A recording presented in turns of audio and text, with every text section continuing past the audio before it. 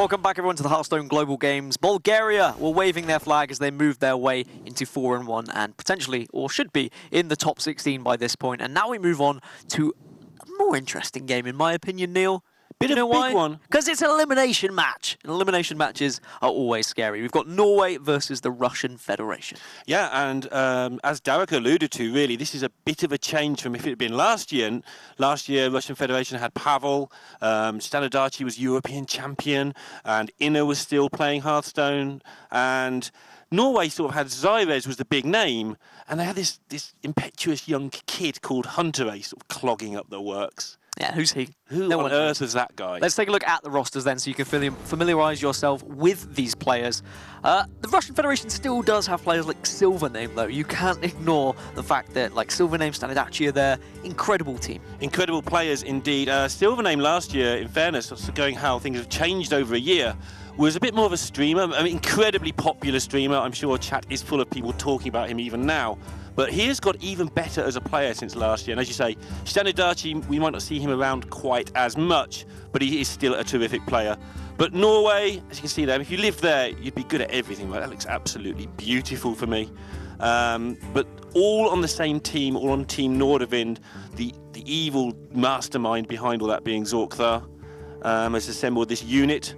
NTR, Andres and Cobain have all been around for some time now. And as you can see, there are some very large buildings there for Russia, and I'll get onto that a little bit later. First, let's take a look at the picks and bans and see what's been taken away from these teams. 9 classes are brought, but you've got to try and whittle those down, get rid of the good ones. The mages and the warriors, hopefully. Yeah, we don't want any more of that going on. A couple of mage warrior matchups that have been very long today. I mean, I think both were an hour each because they are just they're matches that have such intricate decisions. It's so difficult, minute little different things that try and sway the matchup either way. But we are going to see Mage taken away from Norway, and it's going to be the Warrior taken away from Russian Federation. So I guess that's a good start, Neil. But at the bottom there, we've got to just hope it doesn't happen again. The Mage has been picked for the Russian Federation, and Norway left with their Warrior.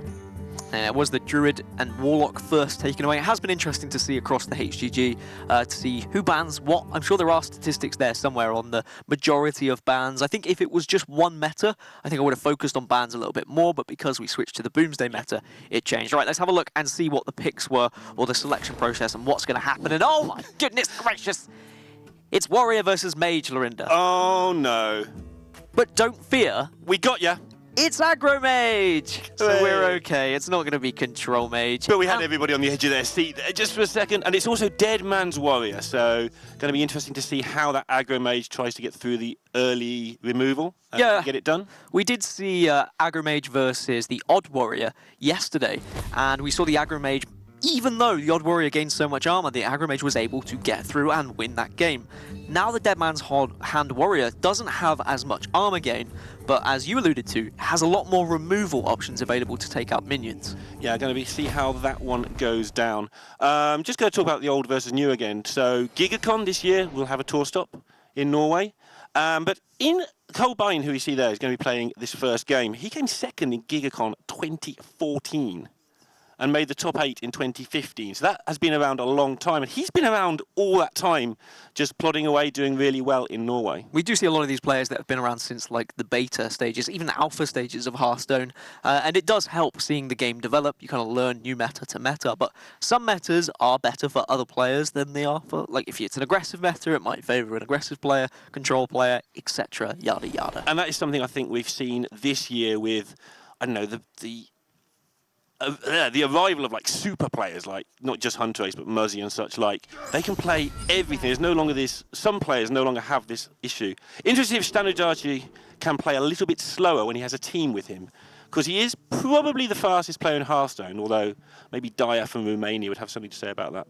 And so this isn't your typical Dead Man's Hand Warrior. Well, it does have Dead Man's Hand in it, but it is the Recruit version, as you can see by Woecleaver being available. Double Bulldozer is there for Norway as well. Boom Ship also there. So there's some heavy minions available. But it's whether they can actually get that far against the Aggro Mage. Yeah, and the reason you need the Dead Mans in that deck in particular is you can sometimes just go through your entire minion base. There aren't that many in there when you start recruiting them out and getting them blown up. But that won't be an issue in this game, you wouldn't think, if they can survive the early game. But it's not going to be easy. Warpath is their only tool of removal at the moment before turn 6. So if some mana worms start creeping onto the board, they might struggle through these early turns. They really could do with finding like Forge of Souls, so they can draw towards like a couple of Blood Razors that might help. But otherwise, I think Russian Federation have a good chance. Well, you say that, but then we look at their hand. Yeah. And that is also, there's no mana worms creeping anywhere right now. There's no Sorcerer's Apprentice creeping anywhere either. I think that's why we saw some laughter from the Norway side as well. Yeah. He was just giggling to himself, saying, well, we've got nothing, but thankfully, neither do they. And they still have nothing unless they... All right, well, Sorcerer's Apprentice into Frostbolt isn't that bad. It protects you from a potential weapon if there is a Blood Razor. Yeah. I mean, it does, and I'm just sighing a little bit there because that's not the start you really want. Obviously, this time, though, there's no tank up for Norway. It is just a regular hero power. Still an annoying one. 2 armor every turn. Typically can take you, of course, above 30 health. That's why Warriors have always been known as the armor class. We have seen that change, though, across expansions. Druid became the armor class for quite some time, and I guess still is the armor class. Probably still is. I think we saw a game... Might have been earlier, I can't remember actually, but like both teams had 60 health in like a Warrior versus Druid game. It's like, what's even happening? I think it was Darren who said, like, what even is Hearthstone? I mean, even Mage is able to gain armor now as well. It's like they took what was just particular to Warrior and stripped it away from them, gave it to other classes. What to do? Reminder, this is an elimination match between 2 of the big names in Hearthstone. Yeah, I mean, what an upset would be to see either of these teams eliminated. Like, when you look at the players available for both sides, yeah, you wouldn't expect them to be at 2-2. No, definitely not. And Norway have had, I haven't seen as much of the Russian Federation's matches, but Norway have certainly had some pretty bad luck in the pick phase, I think. I think it's fair to say. Like, coming out of the ban phase, they've been pretty much ahead every time, but have to get everything right, unfortunately. For them, at least. And for me, because I picked them. Finally, Norway have some form of removal. It is the Shield Slam, and you saw them hovering over it, saying, is this worth Shield Slamming? And that is terrifying. The fact they've even got to think about killing a Sorcerer's Apprentice. You really don't want to have to be thinking. But next time they do have available that Warpath with a coin to protect from Counterspell. But you do have to think hard about using your 1 removal spell. And this is why, because this Cosmic Anomaly is just going to sit on the board. And although Stan doesn't seem too happy with it, he's actually probably going to just have it live. Yep, no way to remove it as far as I can see, Lorinda. So that means that there's going to be a wealth of options available for the Russian Federation next turn. Arcane Missiles, Frostbolt, Fireball, they're all gaining a lot of extra damage, and you just need to find the right way of combining them. And Norway have to consider when they want whether they want to Warpath now just to injure this so they can kill it next turn. Because if a counterspell comes down to protect it, it might be there a very long time and do a lot of damage. It's not a fun thing to have to think about. And now you can see why this matchup could just be so easily won for the Mage. Imagine if the Mana Worms were there. Imagine if Mana Worm Sorcerer's Apprentice was 1-2, and then you had the follow-up. It would have just been so difficult for Norway to stay in this one. But they are going with the sort of more sensible option of that not happening. Ooh. And now Russian Federation can start to build up a board of minions, as well as dealing some real damage here, and protecting those minions with Counterspell and the like. Yeah, and it's easy for us to say because we can see the hands, but had they gone for that Warpath last turn, maybe even double, this turn they could just use the coin to get rid of the Counterspell and wipe out the last 2 minions, and then have a nice clear board. And if Mage doesn't get damage for its minions, and doesn't get a Luneth, it just loses to basically anything. But against a lot of decks, it does protect its minions really well. And obviously, just firing missiles at your opponent's face. Pretty successful. Reckless Flurry a little bit late as well. You'd only be able to use that for 2 damage. So this is why the coin was saved for so long. Apart from that, they couldn't do anything, but they would have saved the coin even if they could. And this is where if last turn they used the Warpath, they'd kill these off. But then also if they'd used the Warpath last turn, they wouldn't have a Warpath anymore. And they... Well, they wouldn't have the other Warpath, yeah. Could be tempted to use the Flurry now, because when are they going to have armor in the games that they win? Yeah, I mean, is just removing a Sorcerer's Apprentice enough use of Reckless Flurry? Well, it does also injure the anomaly, which means at least they can deal with it next turn, even through another counterspell. And it means they get to get armor again next turn. And it happens when you have 2 Sorcerer's Apprentice in early stages of the game, you do run out of things pretty quickly as the mage because you use your resources, as all those cards are so cheap. And Norway do see this as a good time to use the Reckless Flurry because they may not get a better chance. Yeah, it also means if like an Arcane Intellect was picked up there, then they weren't going to have huge amounts of mana to do anything with the cards they drew. Because Norway, for all their bad hand and for all how things haven't gone their way, are not a million miles from stabilising here. No, I mean, you've got to look at their hand now, and this might be the last bit of minion damage that Russian Federation are actually able to push to face. Yeah, and they've got to decide. I mean, they probably know that something's going to happen that's bad to this anomaly next turn. So they've got to seriously consider just a fireballing face. But would they rather explosive runes? Assume they've only got 1 counterspell. I'm just going to double check because it does vary sometimes. They have actually got 2 counterspells in their deck. Yeah, just the 1 Arcane Intellect. I like the 2 counterspell plan.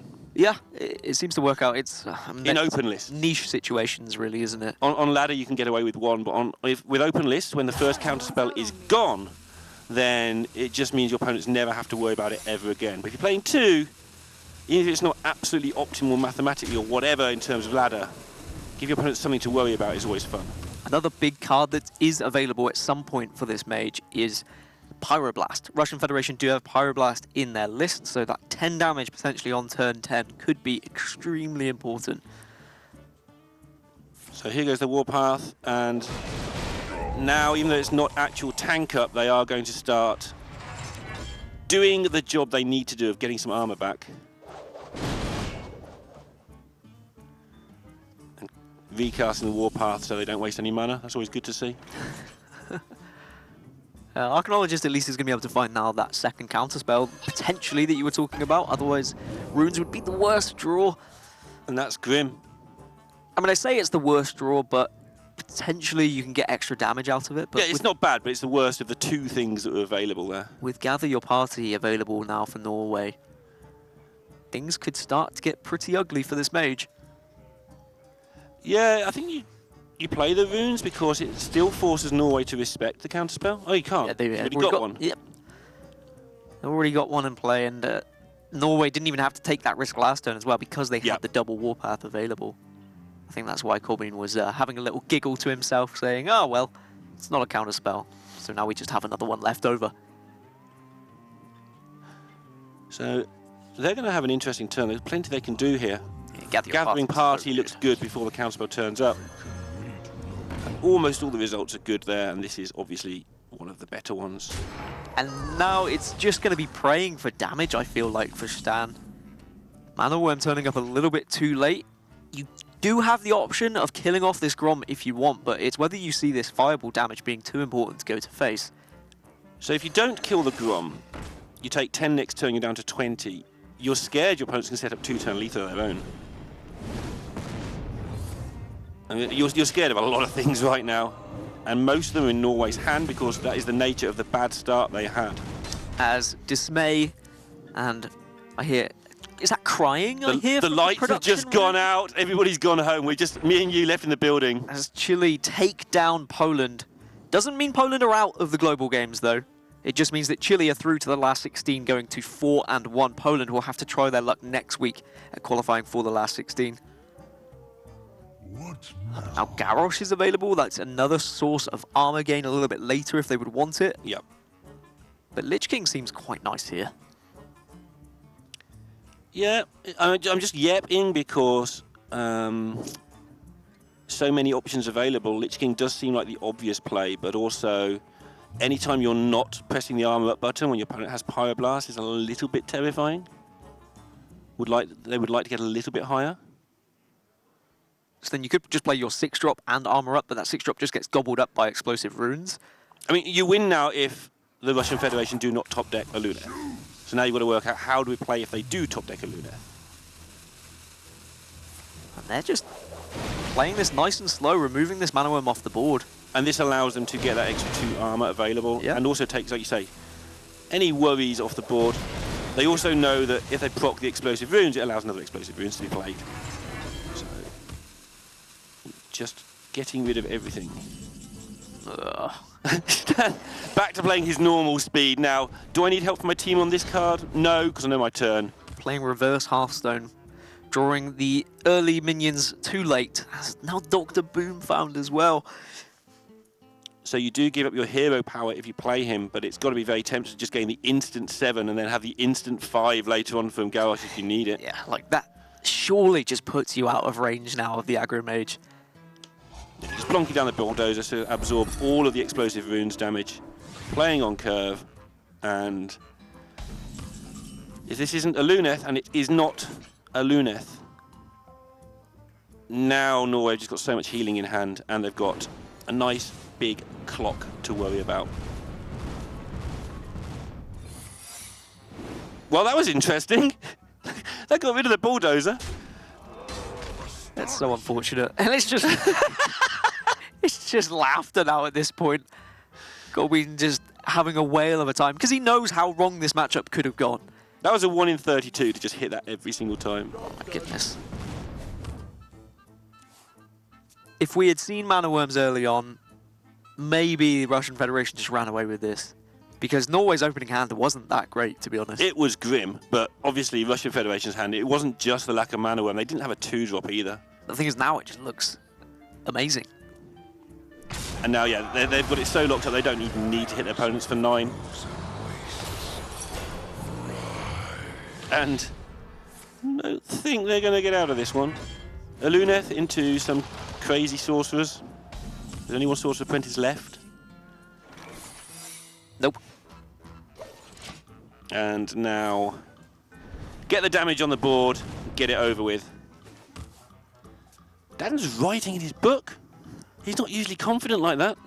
Well, now I'm starting to think that this could be a really good series for Norway. Mm-hmm. This was my initial worry looking at the matchups. I was thinking, oh, maybe they might struggle against the aggro mage. But they have real potential to go 3-0. And when we get that matchup a little bit later, we can take a closer look at that one. But for now, Norway can start having some fun. Rotface coming onto the board, Bloodbrazer available next turn, and the barrage of damage begins. One thing I think Norway have done well here, it's playoffs this weekend, and I know Zorkthar's taken an all-aggro lineup to playoffs, but they've still brought the decks for the job here. We have this Recruit Warrior, for instance, now, but some of their other decks were interesting as well. They brought the Inner Fire Priest, they brought the Good Shaman, they brought Zeus, that is aggro, but there was something else I wanted to point out, and I can't find it now. Maybe you did just point out all the things you wanted to point out. Maybe I did, let's go with You're it. getting forgetful in your old age, it's okay. I'm sure you've said that before, but I can't remember. Boomship doesn't really do what you would like it to do on this current turn, unfortunately. Unfortunately, Cosmic Anomaly doesn't really do what Stan wanted it to either. What he wants it to do is 18 damage to the face. That would be nice. What now? So he's saving for an Luneth turn where he goes Cosmic Anomaly, Sorcerer's Apprentice. You're reaching, and I appreciate that you are reaching. You're trying to find a way, and that's exactly what the Russian Federation will be doing. Yeah. They'll be looking for a way they actually win this game. But things are going to start to get real ugly real quick now that Rotface is on the board. I'm not saying Rotface is ugly, but what he can do is ugly. Okay, Rotface is pretty ugly. I can't say that card's name because otherwise chat will explode. They're already exploding, don't worry. Not with Whatface. Yeah. Thanks. No. Well, there we go. So no more minion damage coming in. And next turn is just lethal on board. And that's not going to stop it. So, as Dan correctly identified when the game was all but over, it is going to be 1-0 to Norway. And Antoninus is found as well. Colwyn continues to giggle as he was throughout the entire game. And you know, you can have a smile sometimes when you get those matchups. When you go up against aggro mage and they don't draw the nuts, they don't get those mana worms, it becomes very fun indeed. But shame for the Russian Federation is they are now 1-0 down against Norway. But let's take a look at the matchup and see what's going to be next up on your screens. It's going to be Warlock versus Priest It's Zulok, Lorinda, going up against the Topsy-Turvy Priest. Yeah, and Topsy-Turvy Priest that does not have giggling inventors in, which I like the idea. I actually like not having giggling inventors in a tournament environment. If you're bringing the Topsy Priest, you're not targeting aggro, so don't play the anti-aggro cards. We've seen teams bring it. I don't agree with that. On ladder, it's a different proposition because you've got to balance your deck a little. But Topsy Priest is going to have an incredibly hard time stopping Zoo from just slaughtering it. Yeah, you're going to have to be looking at like Spirit Lashes. I mean, that's it. There's no Pyromancer or anything like that. So it's going to be... Oh, no, there is Pyromancer. Sorry, of course there is. Pyromancer, Spirit Lash, that's where you're going to be hoping to be able to stem some of the damage. All right, we're going to have a few minutes whilst we wait for these players to get ready, Neil. I know what that means. So it means fact time. And I want to say, like, it's fact time, but a lot of the things I say are just urban myths. I know a lot of you have been tweeting at me saying, this isn't a fact, and good on you. I appreciate that. Google it some more. Tell me I'm wrong. But interestingly, last series I said that the UK had one of the biggest buildings in Europe. Well, I said it was the biggest building in Europe, which was wrong? True in 2012. But there are now 4 buildings that are bigger than the Shard, and all of them are in Russia, Neil. Okay. So what are they called? Well, the Lacta Center is going to be the biggest building in the world when it finishes its completion of construction. Is it currently bigger than the Shard? Well, I don't know, but currently it's being constructed and it will be bigger than the Shard. Or we could go for the current biggest tower, which is the Federation East Tower, Okay. which is currently the biggest How tower. big's that? 375 meters, How much is that in feet? 1,226, Okay, that's a lot. and it has 95 floors. 95 floors. Mm. So each floor is really big then, like 14 feet or something. Yeah, they need to make room for tall people. You don't sort of grasp the concept of how tall people are, do you? No, I mean, They're not 14 feet. from You don't have, from where I'm stood, everyone looks about 14 feet, to be have, honest. like giants strolling into the building. So yeah, so the Shard not the biggest in Europe. In fact, it's Russia that holds the biggest buildings. So sorry, So 3.5 of the biggest buildings in Europe. we lose that as well. Yeah, it will finish its construction in 2018 though, apparently now. Would you like a Norwegian fact? I would love one. Staying on the same trend of like talking about London and the United Kingdom, the official Christmas tree in London's Trafalgar Square is brought in from Norway every year and has been since 1946. Any particular reason why Norway? They make nice Christmas trees. They grow You nice.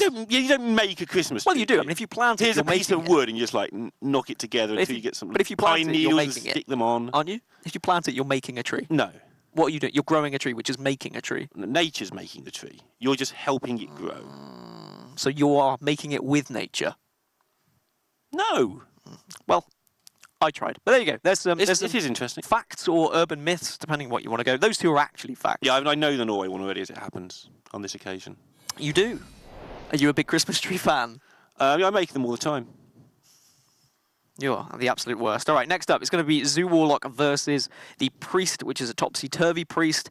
Typically, the Topsy-Turvy Priest is really good against control matches, but the Zoolock, it's not really a control deck. It is a deck that is just going to punch you in the face for a lot of damage very, very quickly. But if we do see Pyromancer, if we do see Spirit Lash, maybe there's a chance for Russian Federation. It's going to be Fox piloting it, but on the side of the Zoolock, it's going to be Hunterace. Yeah.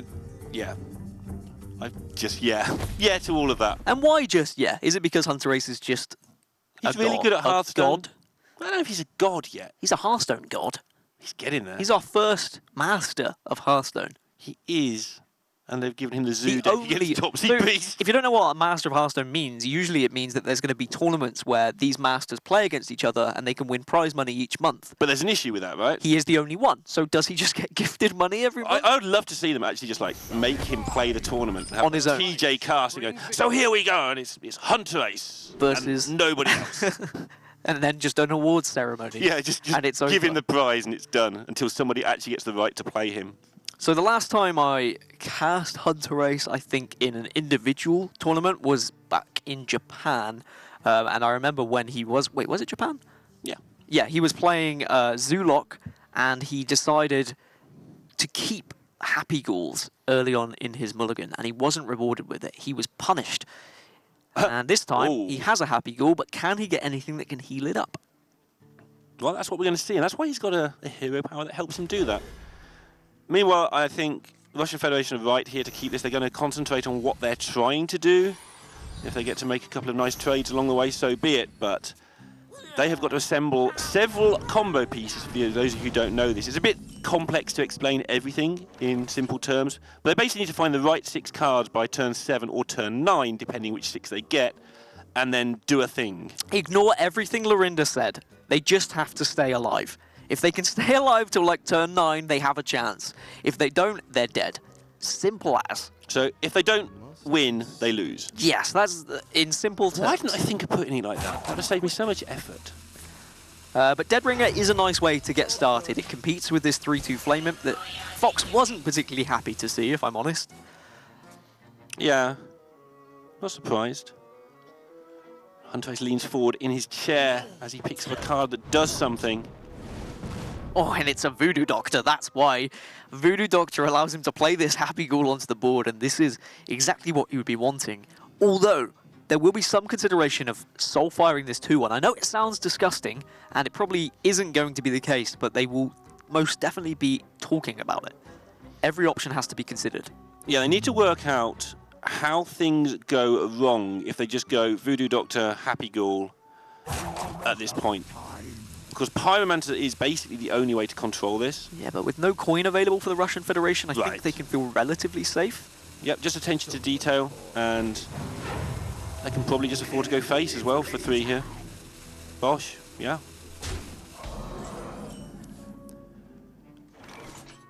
Vivid Nightmare, that's a good card. It is a good card, very helpful in this deck actually, but not right now. Not right now, no. This is trickier than it may look for a Russian Federation because they want this minion to die so they can thin their deck out and get some more bits. They want to keep the Power Word Shield for Pyromancers because that looks already like the only way they're going to get out of it. But also, they're in such a mess, such a stew, that maybe having the minion survive a couple of turns and take down a minion or 2 on the opposing side is actually important. So I know we were talking about this list and we were saying there's no Giggling Inventors, so typically it's going to be a little bit worse against aggro. It is the version, though, that's running 2 test subjects and double Binding Heal, which does mean it gets quite interesting when you're able to Binding Heal your test subject dies, you get Binding Heals back. Or you can go down this route. Because you've got 2 test subjects, you can use one more sparingly, use Power Word Shield, search through your deck, try and find Pyromancers and Spirit Lashes and all the like. Meanwhile, back at the ranch, Light Wardens, Voodoo Doctors. If you've seen your opponents use a Power Word Shield, they're obviously digging for stuff. And in reality, there is no reason that I can think of, maybe you can change my mind, why you would even kill this test subject. I think the bigger question is, do you Soulfire face? Yeah. Just so you don't discard later on. Why might you need a Soulfire? There'd be 1 or 2 reasons. That's what they need to work out. I guess a reason that you could kill off the test subject is because if there are Binding Heals available, then Fox can Binding Heal and then he can Topsy it and get those Binding Heals back. Where if you kill off the test subject now, suddenly Binding Heals are only going to happen twice because they're not going to happen on another test subject. Otherwise, the combo is just gone. There isn't usually an alternative win condition for the Topsy-Turvy Priest, which in my opinion is what makes it lacking. Yeah, it is literally an anti-control deck, and a very good one at that. But like you say, it's lacking this way, I don't see it a lot. And he does indeed Soulfire the face, just putting this massive amount of pressure on turn 3. Radiant Elemental is not a Pyromancer, though. It's also not a Spirit Lash. And you can't even Radiant Elemental into Shadow Vision's Spirit Lash. You can't even Shadow Visions into just Spirit Lash. They're not dead next turn, yet. Not quite, but There's probably some combination of things to do. I think Life Drinker just kills them next turn. You don't really want to heal up your face, because then suddenly you're just giving the Light Warden more attack as well. They've got 3 mana! And they're about to die. Dying on turn 4 against a Zoo. Might happen. Ooh. Well, that's... unfortunately, that's what can happen when you play Topsy-Turvy Priest. It's just so bad against aggro, which is why, even though people tried their hardest to make it work on ladder, and I remember day 1, Dog was playing it, people were like, whoa, this is the deck. This is the deck that's going to dominate the meta because it's amazing, it's broken. And then everyone was like, oh, okay, sorry, we just play aggro. It's just Dog that's broken, yes. Not actually the meta, as it turns out. Powered Wield Shield, I sounded like you for a second, doesn't find Spirit Lash. That means it's probably going to be Curtains. So Life Drinker does 5 extra damage, which is they need 4. The second Soulfire would also be the 4 they need. Doubling Imp doesn't do any, but it puts more minions down. Binding Heal at least gives Russian Federation a chance if lethal isn't found this turn for Norway. But what Hunter Race is going to be saying now is, if we tap here, maybe we don't play anything. So we could just play the Doubling Imp and go face. Or if we tap here, we have more cards, not just the one from here, but then next turn we get to tap again, and we're so much deeper in the deck. And we're only looking for 4 damage. And Soulfire is direct lethal, unless I've counted incorrectly, which has happened before. No, you are correct. It would have been. But nothing found. Probably won't play the Void Walker because you don't want to open yourself to more healing if there is a Spirit Lash. You've just seen the Shadow Visions from the Russian Federation, so you have to be thinking, what's the one card they would take? Either Binding Heal or Spirit Lash. Yep. So you probably leave the Void Walker back for now. Yeah, a bit of a disappointing turn for tap pass, maybe. The other consideration, if they are going to tap next turn, they've only got the Doubling Imp to play, so they need to spend the mana now. So pretty tight call. Yeah, and playing the Void Walker also means if there is a Spirit Lash, at least the Void Walker survives that Spirit Lash. That Psychic Scream card looks good. What does that do? Come back on turn 7, I'll let you know. Yeah, we're not getting there, I don't think. As Russian Federation do just concede. Is it Topsy-Turvy Priest or Concede Priest? I don't know at this point. Whoa. It didn't look that good going up against one of the strongest decks in Hearthstone as Hunter Race finds the victory, and he's 2-0 up now, or at least Norway are 2-0 up now, and 1 game away from winning 3-0 and also getting closer to that last 16. Yeah, they'll be with 1 game away, should they, well, 1 match away should they make it, but they're 1 game away from taking down today's series. 1 game away, and that game will be coming very shortly after this. It's Norway versus the Russian Federation. They're both 2-2 in the Swiss at the moment, which means the losing team is eliminated from the global games. They're kicked out, they're gone, they don't get to try again until next year. And currently, Norway are 2-0 up, so that means that Russian Federation, they need to have a fight back here, Lorinda. And it would be the 2nd year running they didn't get through the group stages, or the early stages, whichever way you want to put it. Last year, I think they started 3-0 and still didn't get out of the stage. Because Stottle was getting all cocky because he sort of picked Russia, was like, look at me, and then, sorry, mate. Yeah, it is unfortunate, and well, if anyone can get them back into it, Silvername is definitely a good player to try and worm their way back into this series, as Lorinda alluded to earlier. A fantastic streamer, very popular in the Russian community, but he is just one of those players that I always see at the top of ladder every time I turn on his stream. I don't understand what he's saying, but I can see some pretty impressive Hearthstone. I mean, you don't understand what any good player is saying. This is true, they talk a lot of nonsense, it gets a bit too technical for my little brain.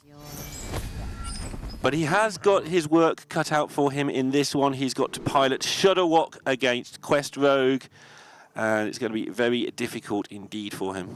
Yeah, this was a matchup that I actually tested out myself on the side of the Shudderwock Shaman, and I didn't have a great time. But I am not Silvername. I am not one of the best players, arguably, in the world. So this is a pretty good start. He nods his head because he finds that tempo.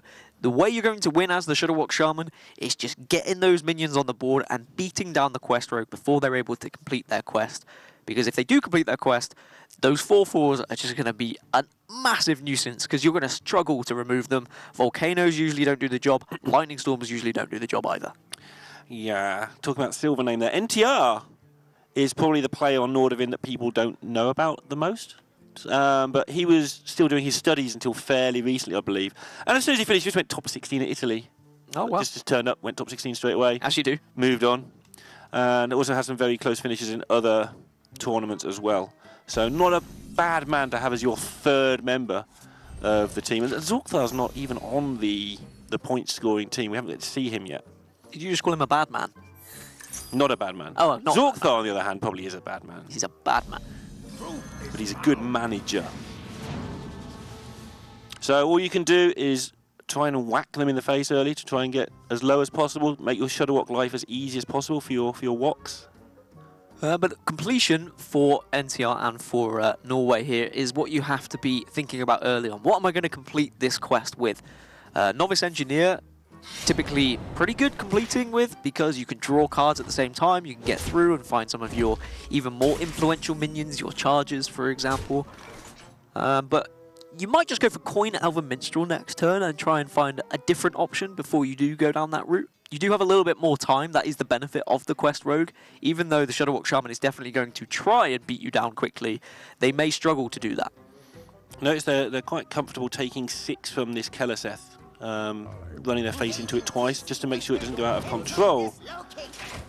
And any control deck here would be a bit scared of doing that, because just toteming up would have been either healing or taunt half the time, and the 2/1 just lives anyway.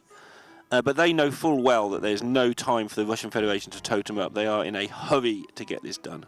Glacial Shard is one of my favourite ways of completing the quest, and usually pretty good against any deck that's trying to hit you in the face a lot as well. Being able to constantly bounce back those freezes, that will certainly be something Norway will consider. But currently it's NTR versus a chair at the moment, so I am slightly concerned because chairs are pretty good at Hearthstone, Lorinda. They are. Is that a tiger with the crown on its head? Oh, never mind, he's back. Was it a tiger or was it? Yeah, it was. It looks like a cross between like a tiger and a giraffe. It could be the Lion King. Dan's just so funny. So, Glacial Shard, you're saying is good against someone who's trying to hit you in the face a lot. I think it's even better against someone who's struggling to hit you in the face a lot, because they haven't got many minions, so you just get to keep them at bay. But they're going to go for the Minstrel, take the damage sooner rather than later, and make sure they are set for the rest of the game. Yeah, now double Youthful and Sonya as well. You're in a really good spot, but ooh, okay. Now with Shadowwalk being available on 9, this is a really good chance for Silvername to take this game. If you can find a couple more pieces now, Saronite Chain Gang, maybe a Life Drinker, you can just play like a tempo Shadowwalk on turn 9 and just hope to be able to beat down your opponent before they've just thrown tons of 4/4s on the board. Of course, Norway will be aware of that happening, so maybe they can just keep a Vanish back, but you can't always just keep something back in this deck. The Rogue can play a lot slower than it used to, but you still don't always get the option to just play it how you want. That's sort of like Topsy Priest doesn't have a choice. This sometimes does have a choice. But you'd have to imagine that by turn 8, turn 9, Norway will have this quest completed. I mean, you can already see Youthful Brewmasters there for bounce back. Mimic Pod can find more value. Sonya can also do some damage as well, depending on how they manipulate the board. And Mr. Giggles has entered the party now as well. Giggling Inventor is what makes Quest Rogue so strong now. You might have seen tweets from several pro players and casters alike saying, all right, Quest Rogue actually is here to stay. I don't think anyone's quite calling out for another nerf just yet. I've seen one or two. Yeah, I mean, it would be Hearthstone history, I think, if we saw it nerfed yet again. I think it already was Hearthstone history, the fact that it had been nerfed. I think Unleash, if you count beta, has been nerfed 3 times, or changed 3 times, but I think it's only been nerfed twice. I think one time was just a straight-up change. But yeah, like you say, I don't think in recent history anything's been done that many times. And NTR is going to be completing this with the Glacial Shard. Interesting that he's happy to leave it out there, though. Yeah, leaving it out there potentially to be killed. And that does mean that if Russian Federation want to, they can Volcano, which draws them cards and gets rid of the Glacial Shard. But it also overloads them. That means that Giggling Inventor just sticks to the board if they want to go that way. Plenty of other choices as well with Novices, Sonyas, and now the Boar has entered the fray. I think Mimic Pod is just a nice, easy turn as well. So many choices. This deck is so complex to play. I think that NTR was saying there by just putting the Glacial Shard on the board, he was saying if they do remove it, okay, big whoop. We've only committed 2. We still have another Youthful Brewmaster. We still have Novice Engineer. And they've killed their own board. We still have Sonya. And now Sonya plus Stone Tusk Boar. That is an amazing way of completing the quest. Norway have time. They don't need to panic. Yep. They know that they can just kind of get through this game by drawing cards, finding the perfect way to complete the quest. Because once they have completed the quest, it should be game over. Yeah, I mean, nice if you can't kill your opponent's board, just get them to kill their own board. Just, like, who got the best of that deal?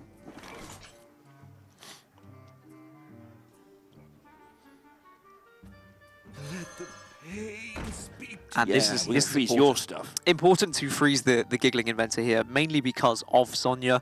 If Sonya comes onto the board, the Giggling can attack into the Acolyte. And yes, okay, they're drawing cards, but you get another Giggling Inventor back into your hand, and that's when it can get quite scary. So I do like that thought process from the Russian Federation. Interesting to see how Norway intends to proceed? Like, how much of a hurry are they in? We're saying they're not in a hurry, but there does come a point where they're just going to lose if they don't complete. So, but I mean, like, we've seen how many Shutterwalk games today. We saw a couple of them. One of them where the Shutterwalk wasn't into the bottom 3 cards. Yeah. I mean, it does take quite a while for the Shutterwalk Shaman to draw its combo pieces. The reason why it's such a good deck, though, is because it has such a good stalling capability. Yep. Lightning Storms, Volcanoes, but they're not doing that good a stalling capability against a deck that's just going to be plopping out 4/4s every turn. yeah, it plops out a lot of 4/4s when it gets going.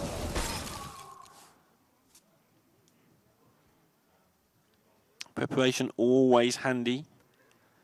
I think Preparation is one of the cards that has the highest win rate in this deck once it's drawn, to be honest, and you're not really surprised. Being able to play the quest for just 2, or even just being able to vanish for 3 is so important.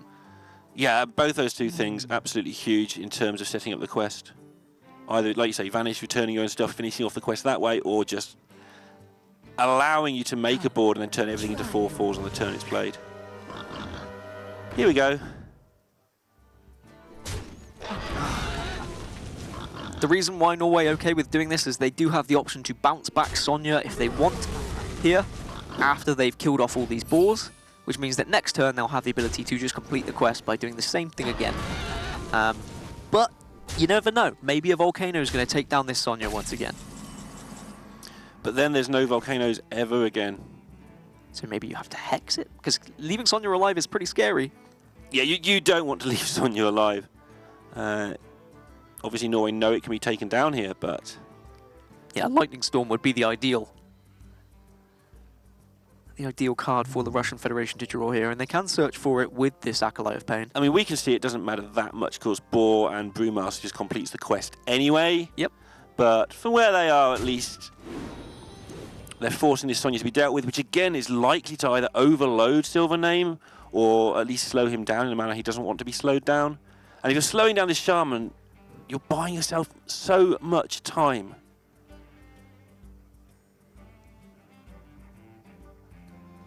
But it's after the quest gets completed for Norway, it's where their value comes from. They would love to be bouncing back this Giggling, but this Lightning Storm not only kills off Sonya, but also kills off the Giggling Inventor. And unfortunately, it doesn't give you the Giggling Inventor back because Sonya dies at the same time. Yeah, Sonya's the big deal here. Something I see about the best quest rogue players is they're not scared to use one of their 2-ofs because you just get more things because the game goes so long and you draw so many cards. But obviously you've only got one Sonya, that's how legendary cards work. Using the Hex to remove everything here just in case the quest is completed and making sure there isn't a 4/4 with Divine Shield left on the board. This turn is just going to be gross. I mean, it's not going to be that gross. Depends what is your definition of gross? I don't know, having a couple of 4/4s on the board and killing your opponent's board and then having 4/4s for the rest of the game. I guess that's gross. It's pretty gross. If you had to compare that to a real-life gross thing, what would you compare it to? Like smelly garbage? Yeah, I mean, thank you for giving me an option there, because, yeah... Like mold on the kitchen window? How gross? Drinking a Dr. Boom potion? Oh, that was... yeah. Didn't go down well. Yeah, we didn't see you for a while after that. Took a few antibiotics after that one, just to be sure. But you know what else is gross? 3/4 Saronite Chain Gang. Yeah, if only it was a 4/5. They need to get it down. They need to be in a position where Shudderwock does something. Now this is where, as the Shudderwock Shaman, you need to be saying, right, we need to take advantage of our Volcanoes and our Lightning Storms when we still can, when we have the ability to actually remove boards, because once that board is full of 4/4s, suddenly we're doomed. What's insane to me here is early on, Norway took down the Keleseth with their hero power, basically. They're still on 24. Yeah, I mean, it was the Glacial Shard draw that's been really important, freezing everything. Norwegians are used to the cold as well. I've got a good fact for you, Neil. Oh, okay. A Norwegian man was actually the first man to go alone to the South Pole unaided. So just on his own, unaided by any technical ability, went to the South Pole. Wasn't a Norwegian man also the first person to go to the South Pole anyway? Might have been. Don't like have that. Amundsen. Erling Kage, I believe was his name. Okay. 1993, Neil. Great year. I'm sure you remember it well. 1990, I can't remember last week, let alone 1993. But now look, this is where the damage is going to start to kick in. And the thing is, because they've saved back these Mimic Pods, there are so many good draws with Mimic Pod that you can get that are just going to be... Like, for example, there's a Giggling Inventor still left in that deck. If you Mimic Pod Giggling, that's going to be so difficult to deal with, the Russian Federation. Pretty much everything's difficult to deal with because they're 1-mana 4/4s now, to be fair. But attention to detail is important. It's one of the reasons that the Norwegian players do so well. Choose soon. And it's a slightly different situation. A lot of the times against many a board, you don't want to overcommit because you don't want to be able to offer like opportunities for Brawl, for example. But it's a bit different going up against a Shadowwalk Shaman who has Volcano. Sometimes you do want to overcommit to make sure that your health total is too much to be able to be dealt with. They've set up lethal, which is quite amusing. He's going to get... I mean, if he gets Volcanoed, a lot of the time, Norway don't care. Now, we can see they might care quite a bit because their hand is currently no minions at all. They're going to draw some, let's face it, double Mimic Pod. But, for now, at least... But what if they don't? What if that Mimic Pod hits the second Vanish, and the other Mimic Pod hits the second Prep? Then they can bounce a lot of things.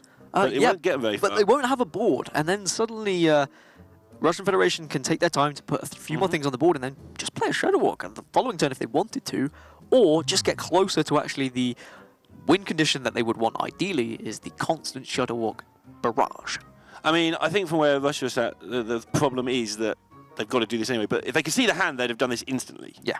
But they can't. They're expecting a handful of boars and pirates and scale hides, which people keep reminding me isn't a Murloc, but I think it's a Murloc because it goes in Murloc decks.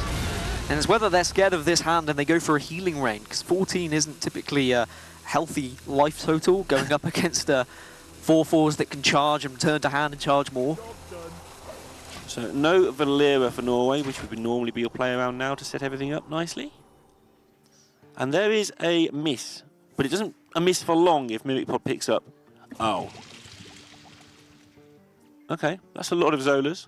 It is. It's whether you can feel like you are okay playing Zolas this game, not in the infinite value kind of situation. I speak of infinite value, I of course mean once Valera has been played, you can Zola into Zola into Zola, and you can just have a board full of 4/4s every other turn, pretty much. But with 2 Zolas, they can kind of do that anyway to some extent. Not quite. It saves one for later, and it puts some damage on the board. No Shadow Walk available. There's a Grumble though. But yeah, you're returning a Shadow Walk there. It's not really done much, has it? What has it done thus far, Lorinda, the Shadow Walk? The Shadow Like, Walk. what are the battle cries that are actually available for it? Mind Control Tech, Keleseth. There's one Chain Gang, Glacial Shard. Yeah. It's not doing that much, is it? No, really isn't. Because it takes a while to set everything up. And they're going to want to set up some card draw at some point as well. Basically, they've got it on their plate here to not die. And at the same time, try and go through their deck. We know this from the start. And you're out of facts, aren't you? No. I have another Russian fact. What happened in Well, Russia? actually, this one's more of a myth. Okay, what's the myth? It's considered wimpy to lower the ear flaps on your Ushanka, which is like, you know, the hats hat that have thing. the little flaps. Yep. Unless the temperature drops below -20 degrees Celsius, Minus 20 degrees Celsius. which is ridiculously cold, I'd like to point out. Right, so you are wimpy then. Yeah, I would be a wimp. I would have my ear flaps down every day of the week. I'd probably feel fine. Not because I'm tough, but because I just always feel warm. Yeah, you are warm quite often. Do you know what is also heating up this hand from Norway? Look Yeah. at how instantly it just became incredibly scary thanks to Elfin Minstrel. And Giggling Inventor is just there now. So much. But I guess the important thing for the Russian Federation is there isn't any charge minions there available for Norway. So they're not going to have the ability to just finish the Russian Federation too quickly. Have another healing rain for when they take this million damage they're going to take in the foreseeable future. And by foreseeable, I mean now.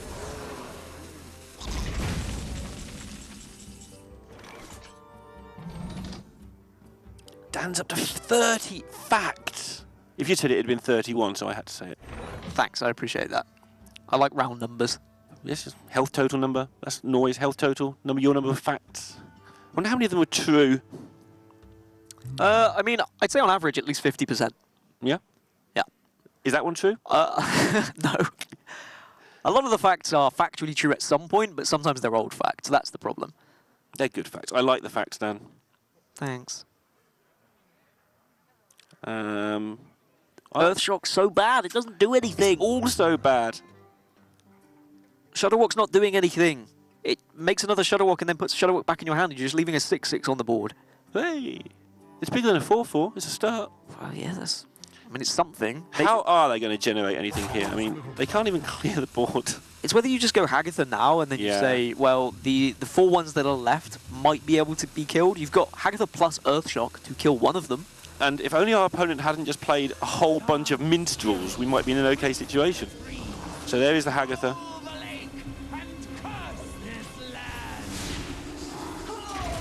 But Hagatha just is not going to be good against all of this.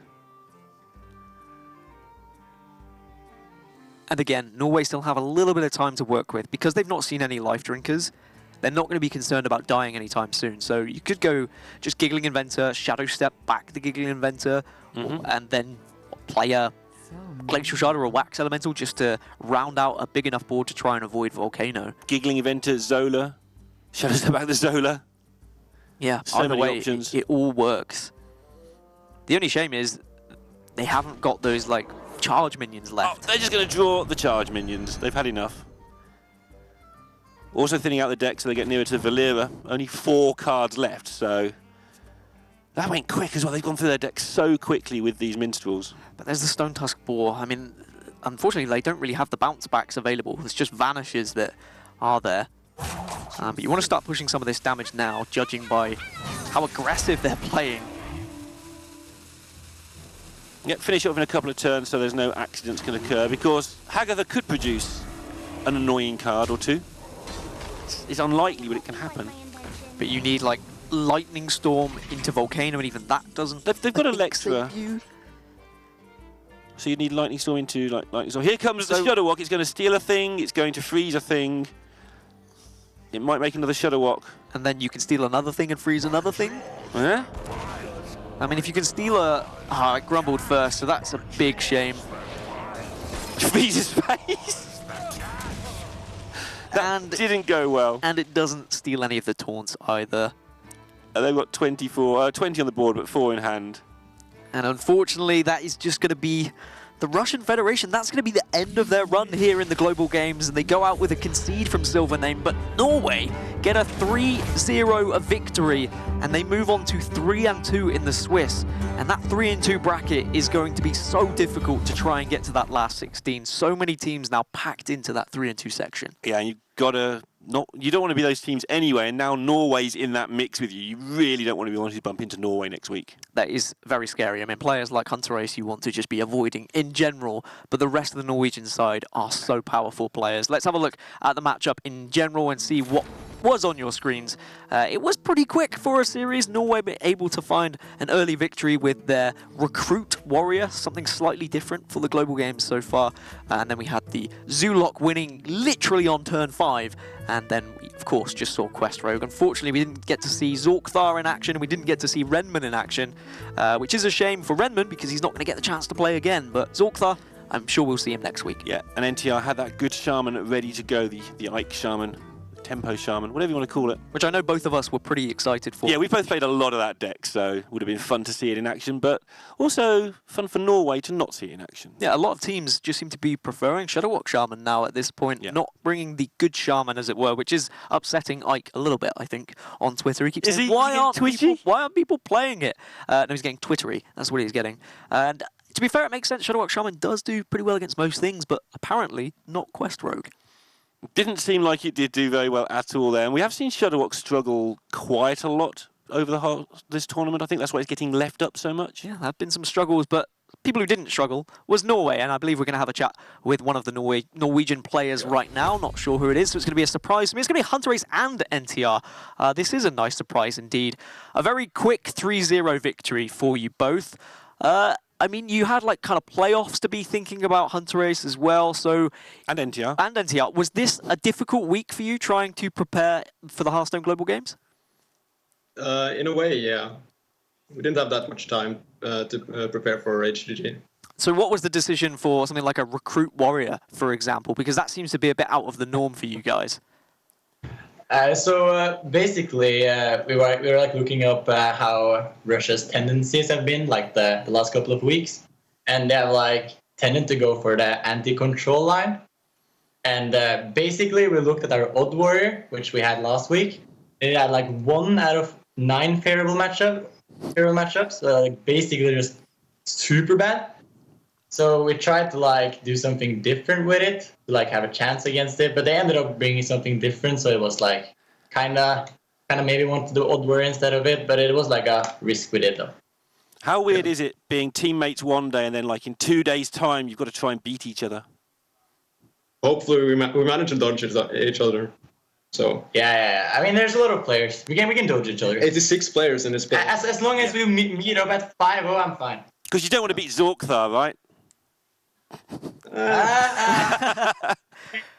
I kind of against him just to beat him because he's a bit cocky about this aggro line. I would love to beat some mage with my quest dragon. I'm up for that. It's very interesting to see all these players, like some going aggro, some going control, but I mean, back to HGG, next week you are going to have that final chance to get into the last 16. How's preparation going to be for that? Because, of course, main focus, quite rightly, is going to be playoffs this weekend. Are you going to be trying to assign that maybe to someone else, or are you going to try and focus on it whilst you're at playoffs? It's going to be a bit weird for you. I mean, we have 3 players at playoffs in our HGG team, so Combine's doing all the work next week then.